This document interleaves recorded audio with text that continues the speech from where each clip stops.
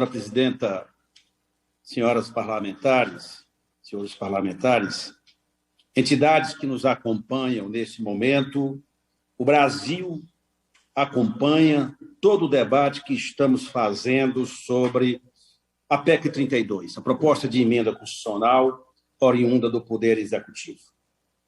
E rogo a todos os meus pares para que o nome de Deus não seja utilizado para defender essa ou aquela tese. Deus é de todos, daqueles que têm fé, daqueles que acreditam na fé e devotam na fé o espírito, sobretudo, de justiça com os menos favorecidos. Dito isso, senhora presidenta, senhoras e senhores parlamentares, eu quero, nesses minutos, destacar aqueles pontos que justificam o voto em separado que a minoria apresentou e que sustenta a tese da inconstitucionalidade desta emenda constitucional.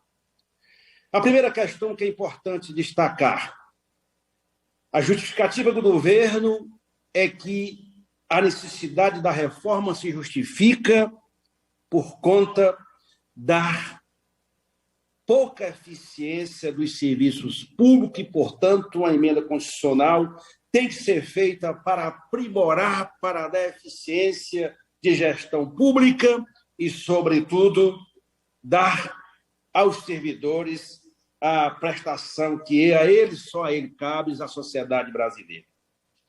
O governo, ao apresentar essa tese, não justifica por nenhum dado.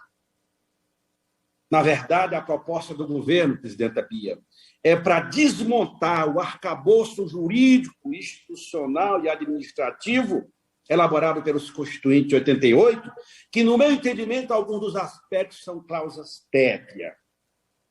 Não pode, portanto, o governo se arvorar no direito, na mentira, essa máxima que toda a vida que o Paulo Guedes vem à Câmara, ele vem dizer que a máquina pública é inchada, é isso e aquilo. É porque o governo, na verdade, com essa proposta, quer fazer uma reforma do Estado, quer tirar o Estado das funções institucionais e da prestação do serviço público a toda a sociedade brasileira. Ou seja, a ideia central de que a PEC é para atender, dar eficiência ao serviço público, é uma ideia fajuta, pobre, que não se sustenta pelo próprio texto da emenda constitucional. Pelo contrário, diminui, agride um dos princípios fundantes, que é outro elemento que eu quero colocar, que é o princípio, que é uma cláusula pétrea, que é o princípio que rege a administração pública, que é o concurso público.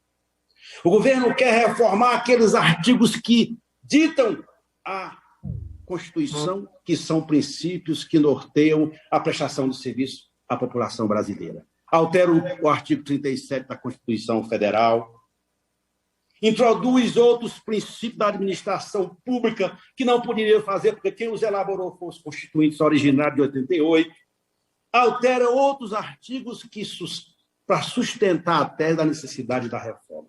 Essa reforma, a pretexto de atender e dar eficiência, é uma tese derrotada no mundo inteiro e também será derrotada aqui na Câmara Federal. Tem coisa mais eficiente do que os profissionais que estão se envolvidos na pandemia?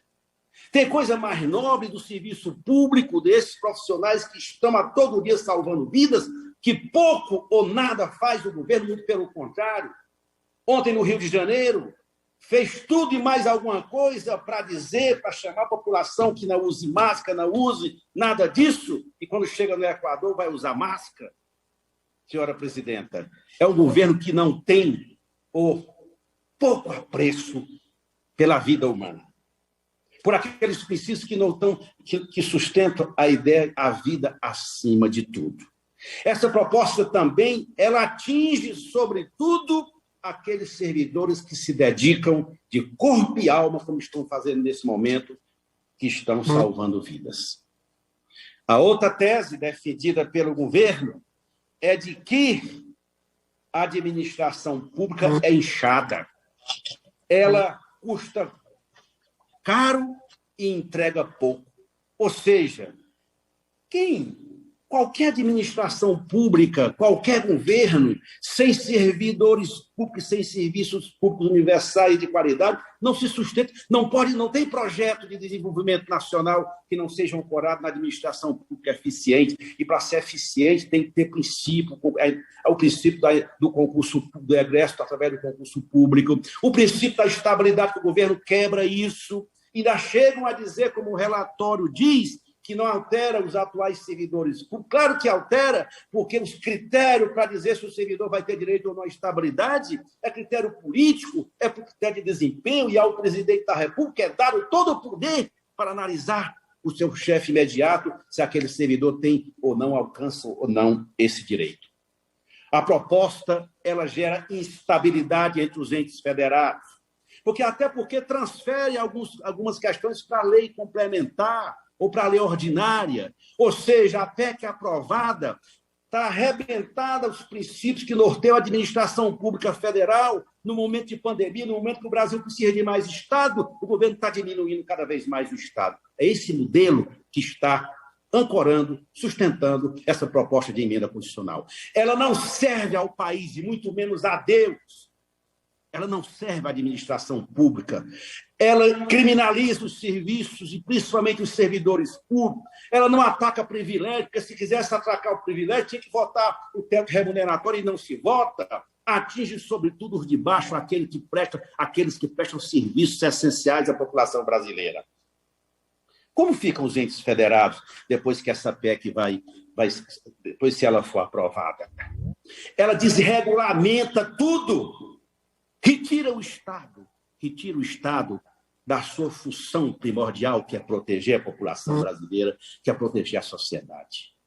Precariza os serviços, porque todo mundo vai ficar nesse terrorismo interno, porque tem medo de ser demitido pelo presidente da República ou pelo seu chefe imediato. Ninguém vai mais ter segurança jurídica nenhuma, ao contrário do que o relatório está dizendo, essa PEC vai gerar insegurança jurídica para os entes federados e para o setor público em geral, porque não tem regra, não tem nada, desregulamenta e entrega ao chefe do Poder Executivo a caneta para apadrinhamentos políticos. Ainda dizem que é para moralizar a administração pública.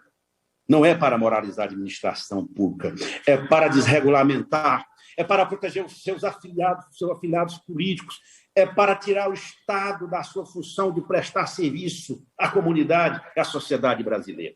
É por isso que tantos outros elementos é que nós somos contrários à admissibilidade desta PEC. Ela desestabiliza, atinge os servidores. Quem é servidor público sabe. As já precárias condições que vocês, servidores públicos, muitas vezes se obrigam a prestar os serviços nos municípios brasileiros, nos estados. Com essa PEC, vocês serão os perseguidos da história, porque o gestor público não tem mais qualquer compromisso para a garantia do emprego e nem do serviço público. Vocês serão entregues aos governos de plantões, porque isso é o que a PEC está dizendo. A PEC vai gerar uma confusão, desestabiliza a administração pública, consolida esse modelo ultraliberal de Paulo Guedes, que é esse ministro que não deveria nem sequer... Aliás, presidenta Bia, eu tenho escutado por aí nas nossas conversas de bastidores, nem mesmo o governo quer esta PEC. É coisa do Paulo Guedes. O Bolsonaro teria comentado com um amigo comum, o Paulo Guedes quer acabar comigo. Para que essa PEC nesse momento? Vejam, é de cortar coração. Por que tanta crueldade? Por que essa maldade e essa perversidade contra o servidor público? É momento para fazer isso, deputada Bia. Aqui não é o problema de ser governo ou oposição, não. É ter compromisso com a República, com a administração pública. Não pode.